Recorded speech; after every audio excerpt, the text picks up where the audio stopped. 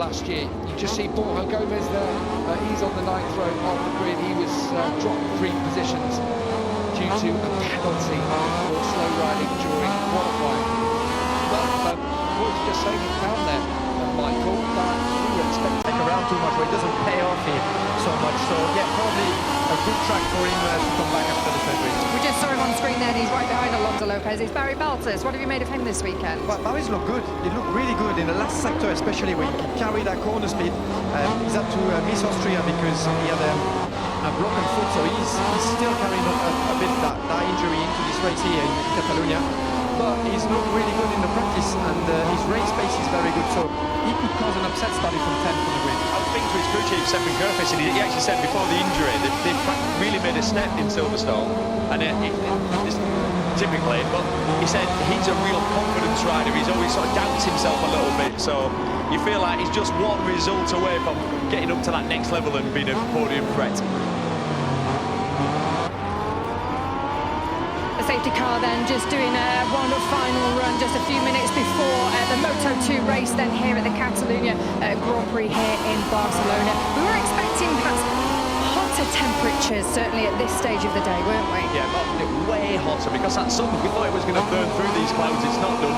We've got the cloud cover. I mean, the track temperature is probably 20 degrees or at least 15 degrees cooler than what we expected. The riders have been sat on the line now and they'll be loving it. Knowing this is a sweat box, this place.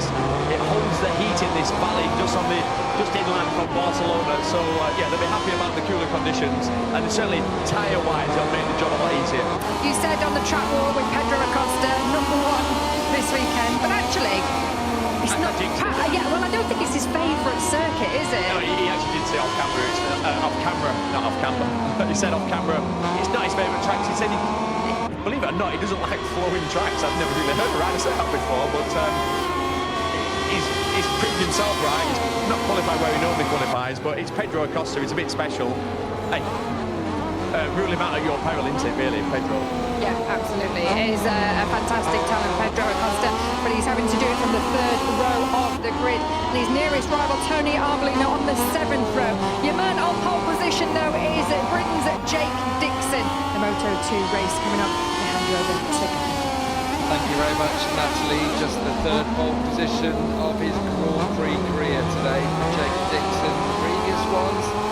Tried to get about Indonesia where he was battling for the lead. Finished on the podium in Assen last year. What can he do from it here in Barcelona?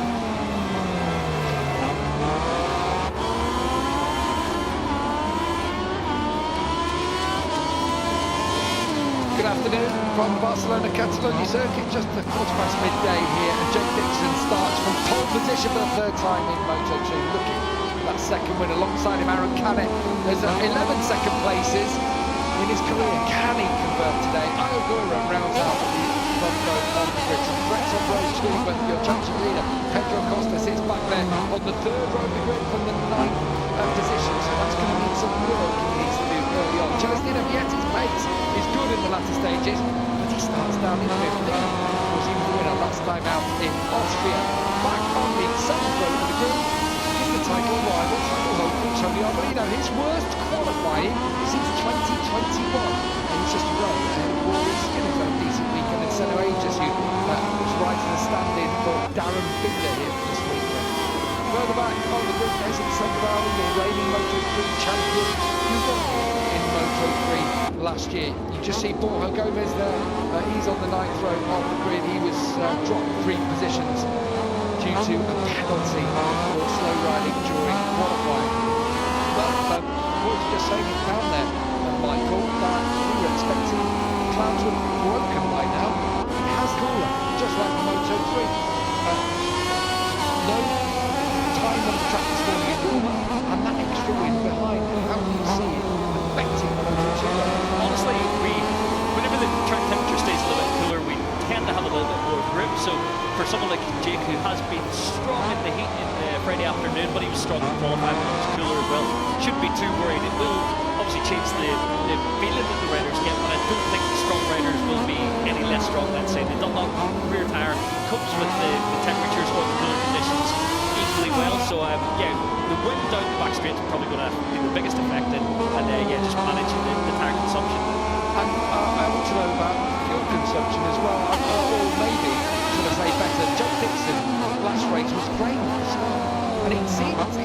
like they worked out a different way of setting up the electronics so that it actually worked in the early part. Yeah, which was interesting to hear. So perhaps a little bit more engine brake to assist the stump on the bank when you've got heavy fuel load. The tuition, the plowing sensation he was getting in previous rounds seemed to be eradicated, which is fantastic news for Jake, because the 1.5 to 2 seconds he was losing in the first 3 or 4 laps made them an uphill task to get back into the very front of the field. So if they fix that and they start from the pole and he does jump well off the line, then everything's sort of aligning well for him. It's going to be attritional, isn't it? So what about Pedro Acosta coming through? What about Vietti for 15th? What about Arbolino? What do you see from those 3 top runners? Yeah, honestly, I went through the grid yesterday and I thought there's at least 10 riders who could stand on the podium today. I do think you look at the first 2 rows of the grid and all those guys have the speed, then it is Costa on the 3rd row that could come forward. We know his race pace is fantastic, but then you look at the 4th row of the grid and you think Sam's got really good race pace, late race pace, as does Somkiat Chantra. But then Vietti on row 5, he's coming forward without a doubt. So yeah, I think we're going to be treated to maybe a nutritional race, but a bit of a different sort of an outlook for the Moto2. You have to look at your tyres at the Barcelona-Catalunya circuit, simply because if you go too hard too early, you'll burn them out. As Jake Dixon got it, he showed in Assen that he can have late race pace and go on and win. Can he repeat that today? Can Aaron Canet finally break his duck? And can Arbolino make progress? 20th on the grid. It's Moto2 time here in Barcelona. We've got 21 laps on this brilliant circuit to the north of the city, and we are underway in the intermediate class, and it's a decent start for Jake Dixon as they power down towards turn 1. Also Brian Gura will now come across the track. It's going to be Dixon leading him down to 1 with Gura up into 2nd place. Manuel Gonzalez, he's the threat today. He's there in 2nd. Oh, that's running wide. Is that Arenas, isn't it? Who's run wide there, and he's already behind his teammate from the 2nd row of the grid. Couple of riders up high on the cone, pick up with Chantra, but it's Dixon leading. Gonzalez in 2nd. Ogura in 3rd, and Canet was dropped back to 4th place. Good jump off the line from Jake Dixon. You've seen from a side-on camera, he was in the real attack position. He means business today, but so does the man in 2nd place, Manuel Gonzalez. I actually think he's going to try and make a move past Jake Dixon here on this opening lap. He sounded really fired up in the grid. He did. He felt it should have been pole position for him yesterday, although I will say that however much he made a mistake, Jake Dixon was so good, so fast in that latter sector on the racetrack, which bodes well, I suppose, as we go through this race. If you generate a little bit of grip and traction, what happens if your tyres don't necessarily spinning up and you keep more tyres? It is a conundrum. So yeah, everyone's on the softer option apart from Senna, Gias and Ruiz, so it is the soft option choice in the rear of all the machines. But if you've got your setup that you have a little bit more rear traction, then you don't spin as much, and actually consumption is less, so it is all rider and setup dependent. Pedro Acosta just looking on the inside of Fermin Aldeguer. Alonso Lopez made a decent start. He's there in 5th place from 7th on the grid. Sam Lowe's made a decent start as well, actually. He's up to 10th spot. But Acosta riding round in 8th behind Fermin Aldeguer. It's still Dixon leading as they come through 13 and into the final corner of turn 40. So it's Dixon who's going to lead across the line from Manuel Gonzalez. I will go there in 3rd. Aaron Canet is 4th with Lopez 5th. And Sergio Garcia making a good start from the 3rd row of the grid in 8th. And Garcia is now up into 6th. Yeah, Garcia's looked good all weekend, a little bit under the radar in comparison to some, but good race pace and lots of low tension.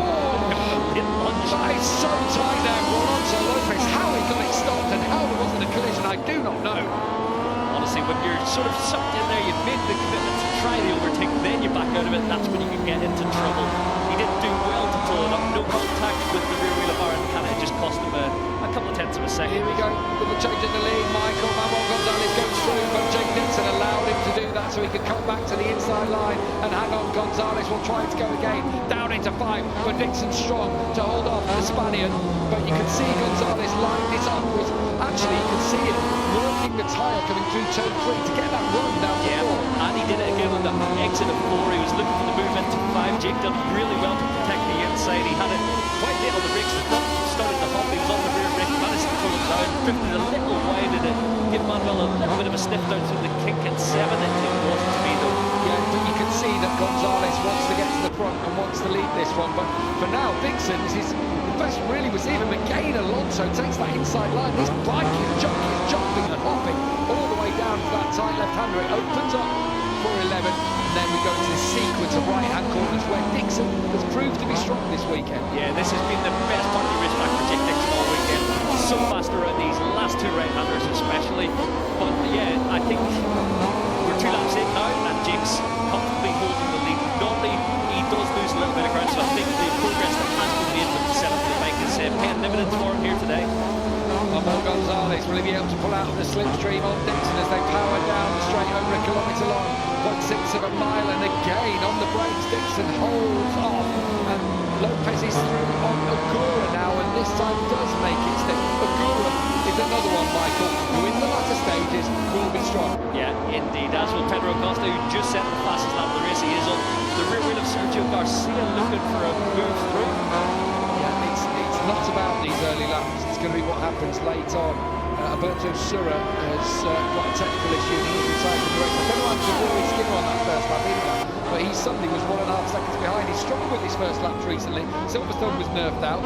Austria was had to go wide on the first laps and lost a load of time, and he's done it again, unfortunately, because he's got decent pace. Yeah, good race pace, but a bit of work to do just to get back across to the Moto3 World Champion Ethan Guevara in 28th. So really a little bit of work to do, but he's looking forward to the test tomorrow on Pirelli tyres and setting up for next season. Manuel Gonzalez, who actually got ball with Aaron Canet, you can see Manuel Gonzalez. What's your tactic here? Do you try and push on the pace yourself, or do you keep it in check, stick behind Jake Dixon and allow the race to come to you? Honestly, it looks like he wants to pass Jake. He sounded confident on the grid that he had the race pace by himself, but he's going to get attacked by Aaron Canet behind. So on this lap, Aaron's looking to The grandstand finish without a doubt. It's Canet from Dixon, from Acosta now, Arena style onto it. Norris Gonzalez, this was the move, like what a lunch from downtown. He didn't want to give it up on that lap. He led across the line. He was third on the braking zone into turn 1. He thought, you know what, I'm not having this today. I went around the outside of Jake on the brakes and then immediately dived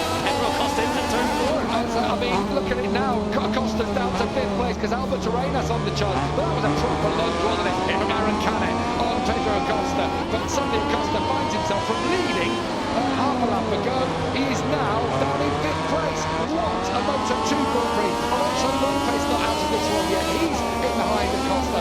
They're all soon going to be riding on fibres at the end of this race as their tyres start to scream towards the end of this 21-lap Moto2 Grand Prix of Catalonia. It's dark overhead. Temperature's not what we expected here, but still there are going to be tyre issues at the end with 4 laps remaining. Indeed, 4 laps to go, Gav. Who are you thinking? I think Jake's got the run again. He's done it a couple of times on Aaron Canet, but Canet cannot top it out this lap around. He can't. Dixon does look down the pace. He's got a bit deeper than one on the inside line. When he has Canet comes back round. That's great from Canet, but Dixon feeling like he needed to get in front, because even if you hit there, Canet is just going to attack and attack and attack, and his old teammate is in behind him now. And Albert Arenas having his best ride in Moto2 so far.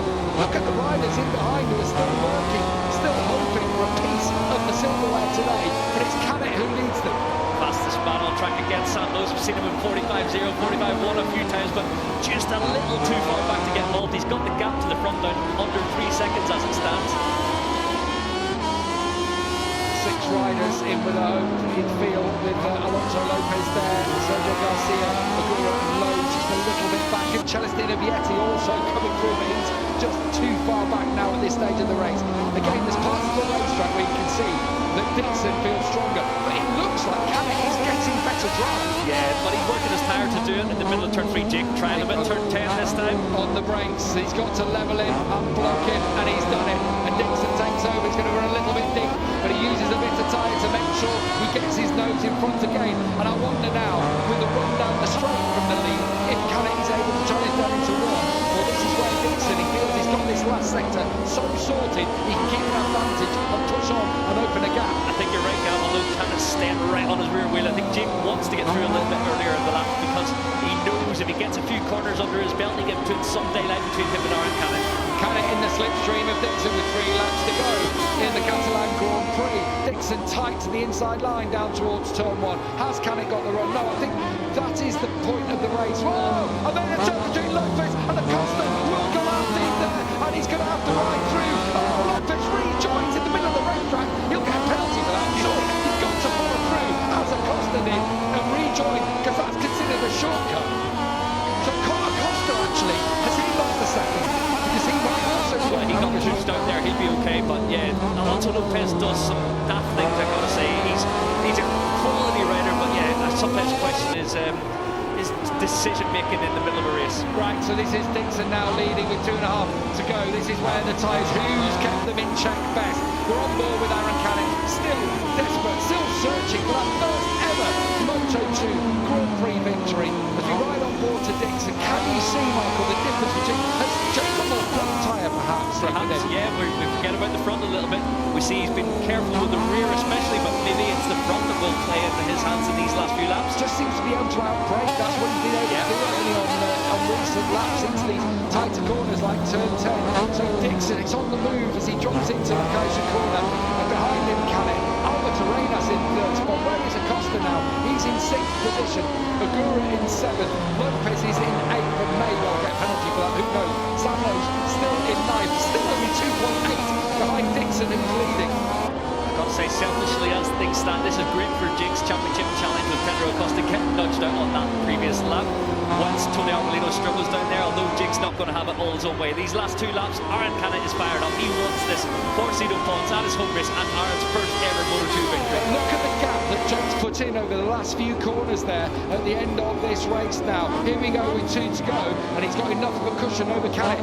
Can Canet find a way through? This is further back down the river at Sergio Garcia, who's motoring. Sergio up to 5th place now and attacking Manuel Gonzalez. There is Acosta, your championship leader, in 6th place. But it looks to me like he's not going to have a shot at victory today, Michael. No, it's going to boil down to a battle between Jake Dixon and Aaron Canet. Aaron's definitely better on the run from turn 2, 3 and 4. Jake's much better in the last section of the racetrack and in the braking zone of turn 1. So where would you prefer to be stronger? For me, it would be the last sector. Yeah, indeed. And I think Aaron's going to be really feisty here, but I think Jake's got a little bit more pace. So yeah, Aaron's going to throw absolutely everything at it this last lap and a half. We've already seen a lunge, haven't we, on Pedro Acosta. He's not backwards and coming forwards. Canet, he is so hungry for that first Grand Prix victory. It became an albatross around his neck in recent seasons. 11 second places he's had in the Moto2 class up till now, but he's not going to get through at turn 10 on this occasion. Dixon with it a little bit sideways as Garcia comes through on Gonzalez. Dixon leading still from Aaron Canet, from Albert Arenas. Which way is it going to go? Will it be for the Brit or will it be for the Spaniard here in northeastern Spain? Yeah, Jake's pushing hard. You see them up into turn 9. As he hit the brakes, the rear stepping out. Not a place where he normally goes sideways, but that's because he's attacking full effort into his front tyre. Every time that front leg comes off the first page from Aaron Canet. Oh, and he twitched from Canet coming into the home straight. 1 lap to go in the Catalan Grand Prix. It's the Brit in front of the Spaniard as they run down towards turn 1, and there is no chance there for Canet. Dixon just needs to keep himself honest on this last lap, sliding all the way down into turn 1, very deep in there. That will give Canet a glimmer of hope here now, especially in this part of the racetrack where he's been so strong. He will get the drive out of turn 3 here, Michael, and maybe into 4. He can have a lunge again. Jake's got good grip out of here though. Canet's close enough to touch. He's done it a few times this race, but Jake does well on the brakes there to protect the line. Will he run deep at all and give Canet a look? No, not on this occasion. Has he just got enough right check? They're down into the 44s again, and Dixon has just got enough tyre at the moment to keep his nose ahead of Aaron Canet.